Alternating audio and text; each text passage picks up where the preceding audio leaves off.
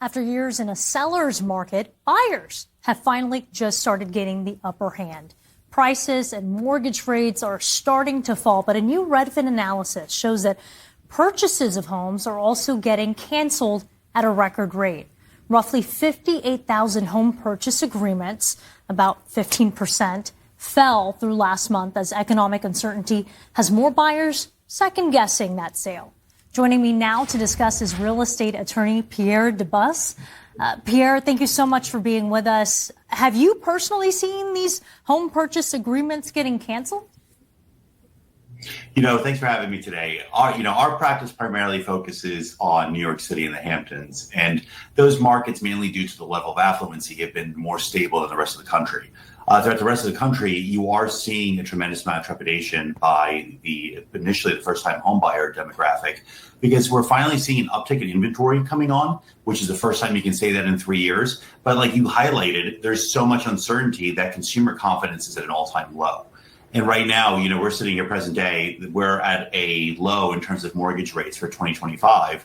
And I think it's almost but certain we're going to have a Fed cut next month.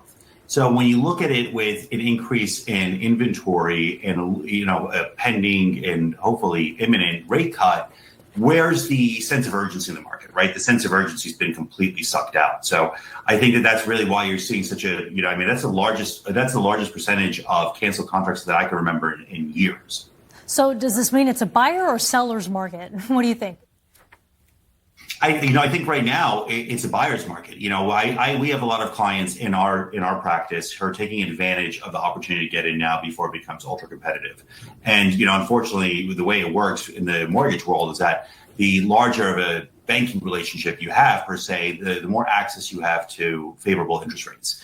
And those people are taking advantage of the opportunity to buy now before it becomes pandemonium. If most of Wall Street's predicting up to 4 cuts this year, rate cuts. If you get to a point where you're 100 basis points lower today and mortgage rates could hover between 4.5% to 5%, I think the market takes off and you have utter pandemonium.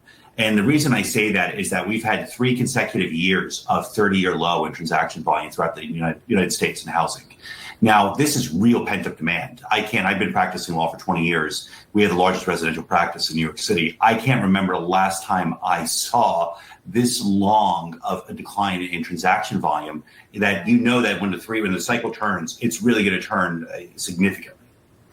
And you were mentioning these expected rate cuts while mortgage rates have been falling in hopes of that coming in September. There's no guarantee that that's actually going to happen. We've been thrown curveballs before by the Fed.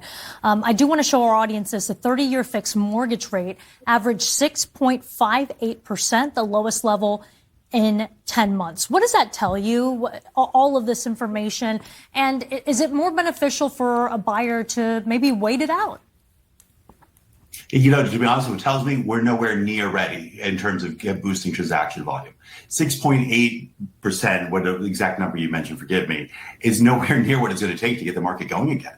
Think about it. 70% of America has a rate locked in under 4.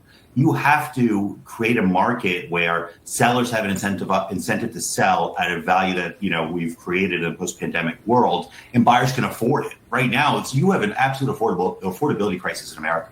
So the only way to fix this is lowering rates. There's no other special formula. It's going to take years to create the additional supply that will bring prices down. And even that, you're not going to create development without reduced rates, because everything got so expensive. Insurance is an all-time high, cost of labor, cost of materials, cost of land. So economically speaking, you're going to be in this stagnant world until rates come down. That's really it. I know inflation may be slightly higher than the Fed would like. I know they want to get closer to 2% target, and it's not fully there yet, but it's looking like it. Employment statistics were not great, which is really going to, I think, put the pressure to actually cut rates. But at the end of the day, if you want to help housing and you want to get housing going, which is the backbone of our GDP in this country, you have to cut rates. So if Jerome Powell were in front of you, the Fed chair right now, you would tell him, cut. I would tell him you're late. You should have done this a year ago. Cut. But in terms of the housing, again, it is an absolute crisis at the moment. Americans cannot afford to buy a home. Home prices went up 50% in the post-pandemic world, 50%. And now mortgage rates almost tripled. You tell me how anybody in this country is going to afford to buy a home. Yeah. Pierre Debbas, thank you so much for your time. Thanks for having me. Thanks.